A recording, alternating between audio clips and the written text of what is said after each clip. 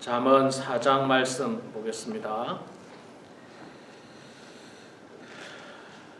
잠언 4장 구약성경 914페이지입니다. 우리 1절부터 19절까지만 봉독하도록 하겠습니다. 1절부터 19절 잠언 4장 1절에서 19절 말씀까지 볼 때에 제가 석절 읽고 우리 성도님들께서 한 절 읽고 교독하겠습니다.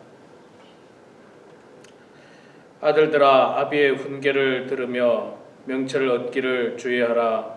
내가 선한 도리를 너희에게 전하노니 내 법을 떠나지 말라. 나도 내 아버지에게 아들이었으며 내 어머니의 보기에 유약한 외아들이었노라. 아버지가 내게 가르쳐 주기를 내 말을 내 마음에 두라. 내 명령을 지키라. 그리하면 살리라.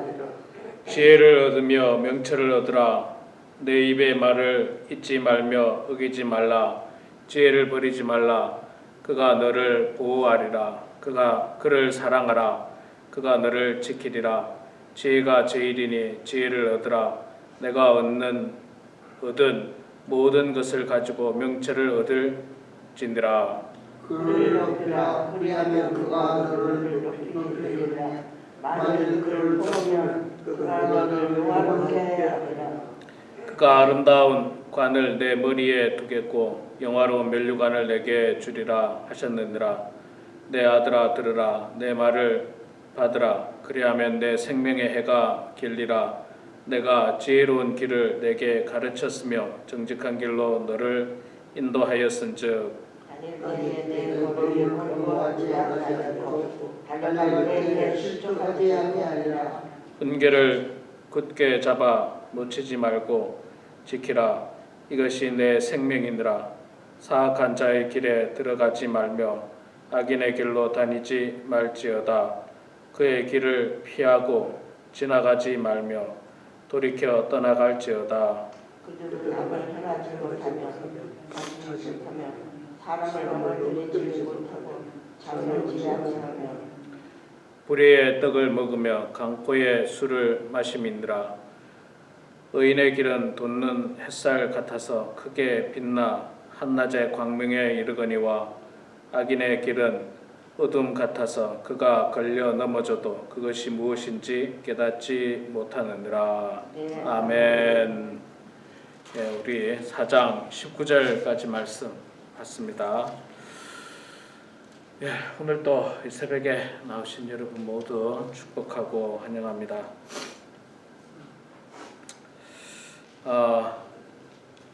잠언 말씀 우리가 계속해서 읽어보고 있습니다만은 사실 내용이 굉장히 반복이 되고 비슷한 내용들이 많이 있습니다.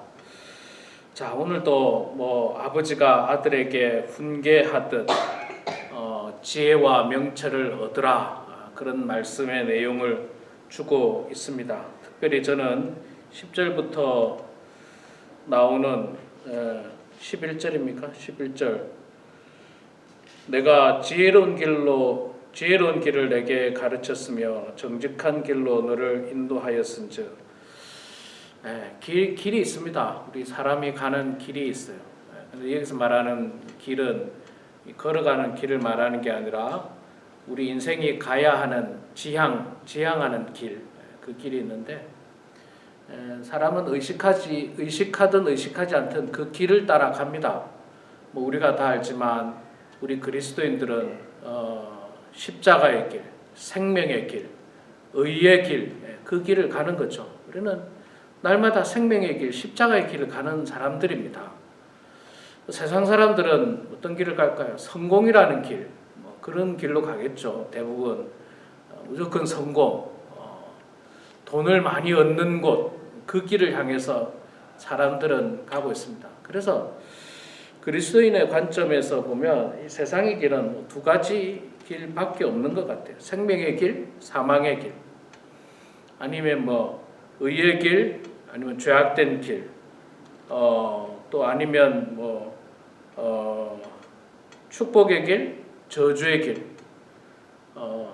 십자가의 길, 세상적인 성공의 길, 이런 어떤 길로 나뉘지 않는가, 그런 생각을 합니다. 예수님은 제자들에게 십자가의 길을 가르치셨습니다. 십자가의 길을 가르쳤고 세상 사람들은 세상 살면서 십자가의 길보다는 성공이라는 길, 누군가를 짓밟고 일어서더라도 내가 최고가 되어야 된다는 그 길을 향해서 오늘도 끊임없이 전진을 하고 있습니다.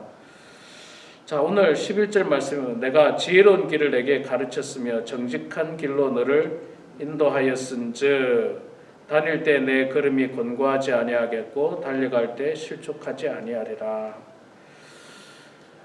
지혜로운 길은 이런 길이라고 이야기하고 있죠.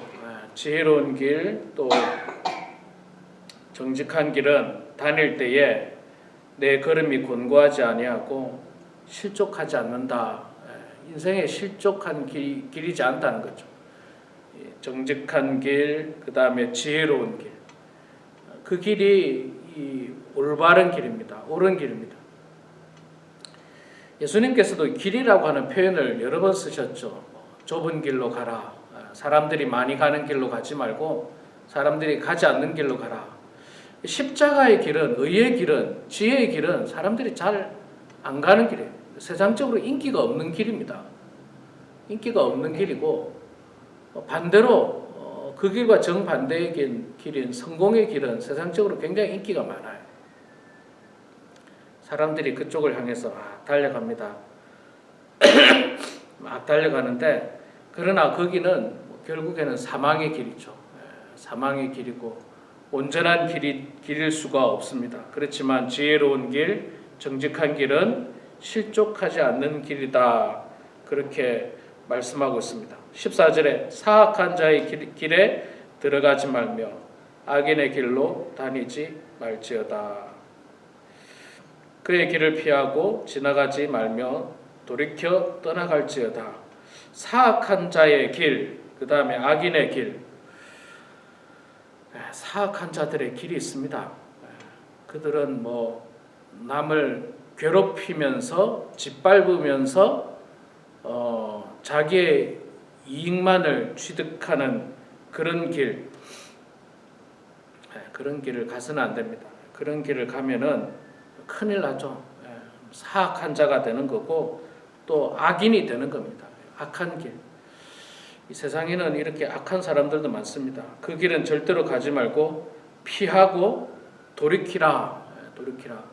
혹시 내가 만약에 그 길로 가고 있다면 돌이키라. 그런 이야기를 하고 있습니다.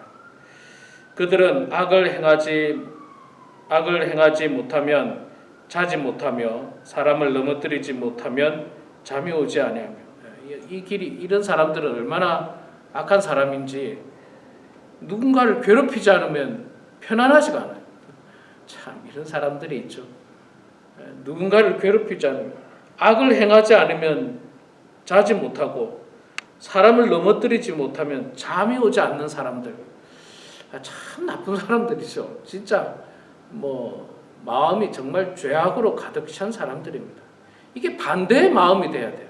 누군가를 돕지 못하면, 누군가를 섬기지 못하면 잠이 안 오고, 또 누군가를 막 이렇게 세워주지 못하면 그런 어떤 마음이 돼야 되는데, 정말 악한 사람은 남을 괴롭히지 않으면 잠이 오지 않아요. 여러분들은 저보다 인생을 더 오래 사셨습니다만은 저도 이렇게 인생을 살아보니까 특히 저는 인생 가운데서도 교회 생활을 인생의 절반 이상을 했죠. 25살부터 제가 교육 전도사를 시작했으니까 절반 이상을 제가 교회라는 이 바운더리 안에서 자랐습니다. 성장하고 인생의 경험을 거기서 다 했어요. 그런데 제가 27년 동안 이 교회 안에도 보면요, 정말 교회 안에도 보면 이런 사람이 없어야 되는데 아주 간혹 이런 사람들이 있더라고요.